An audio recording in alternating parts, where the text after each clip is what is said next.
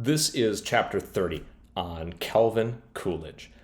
It might not seem, I totally get it. This is a person that was president during the 1920s, the Roaring Twenties. Not a person people think much about.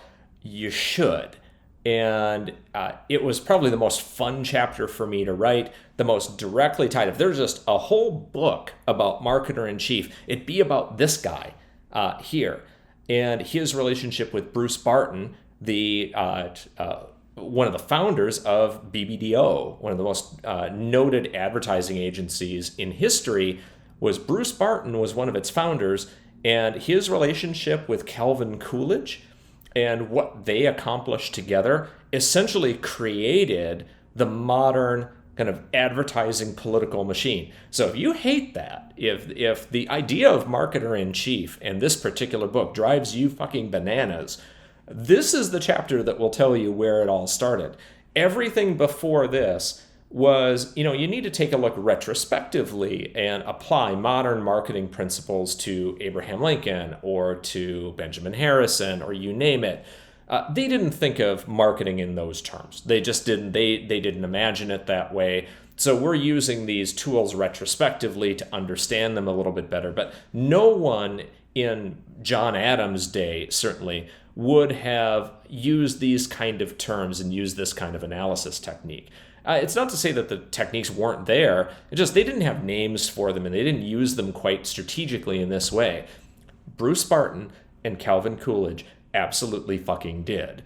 And this was the turning point. So when you think about, boy, if I wrote an entire book about Marketer-in-Chief, I could write it about Calvin Coolidge, and I might. We'll see.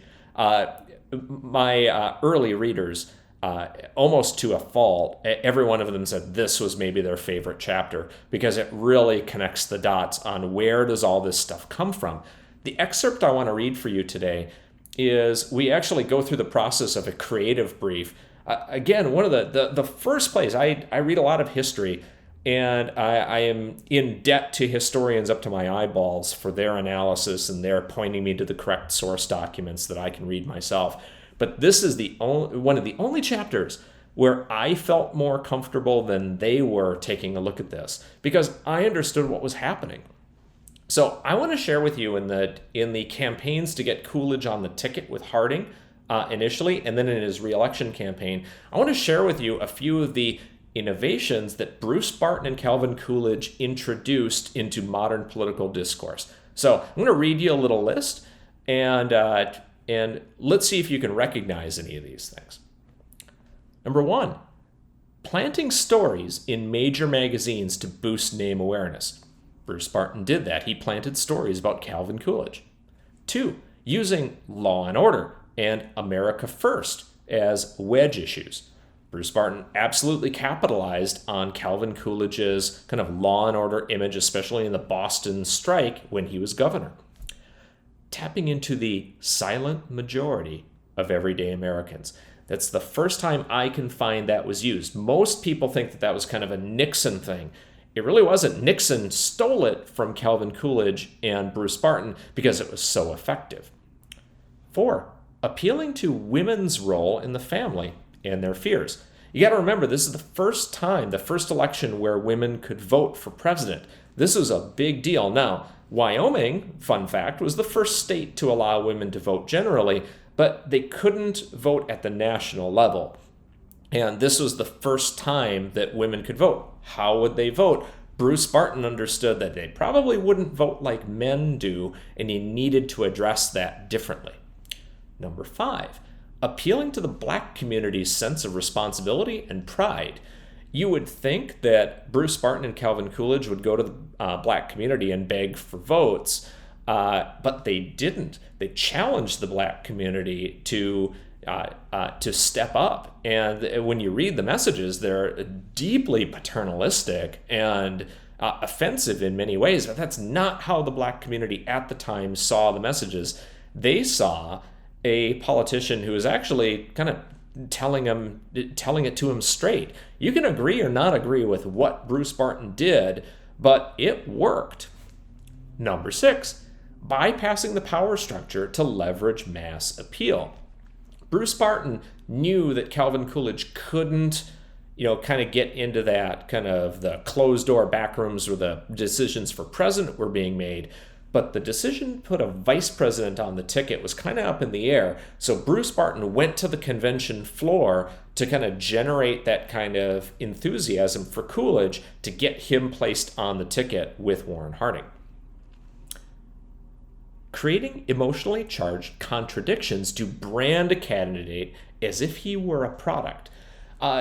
Bruce Barton branded Calvin Coolidge this modern day forefather, this ridiculous BS. It's what Bruce Barton understood from consumer marketing, which was just taking off at the time, was that if you said it was home cooked meal on a can of soup, that it would sell better. It's just ridiculous shit, and you see it all the time.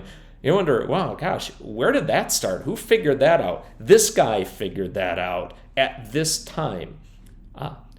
Right? Creating the template for the Little Black Book, which both Chairman Mao in China and restaurateur Ray Kroc would use to great impact.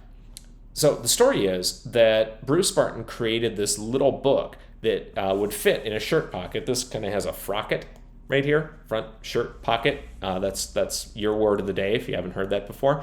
But all men's shirts of that vintage had one. They all wore the same, basically, white shirt, and they all walked into the convention floor. And what Bruce Barton did is he had this little book that would fit in this pocket, right here. And when the convention got boring, which it did, they all get boring, people would take out this little book, and it had Have Faith in Massachusetts. And it was this book of kind of Calvin Coolidge's sayings and speeches. Well, people like Chairman Mao took a look at that and said, that's a good idea. That everyone can have this little book of Chairman Mao's thoughts on them at all times, easy to carry. Who do you think invented that? This guy invented that.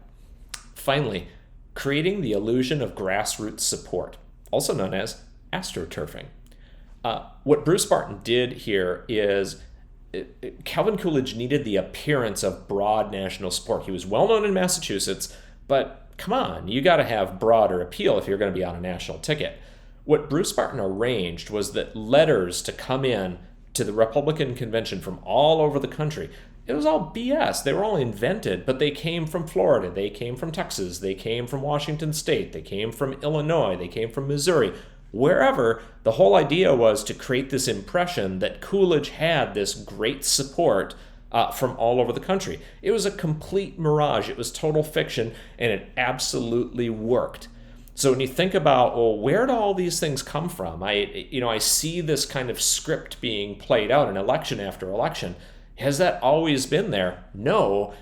This is the chapter where I show you where it was invented. So most of the time I say you're really going to enjoy this chapter. This chapter might drive you batshit insane, but at least you'll know. So make sure to pre-order your copy so that you can read chapter 30 on July 4th when Marketer in Chief comes out.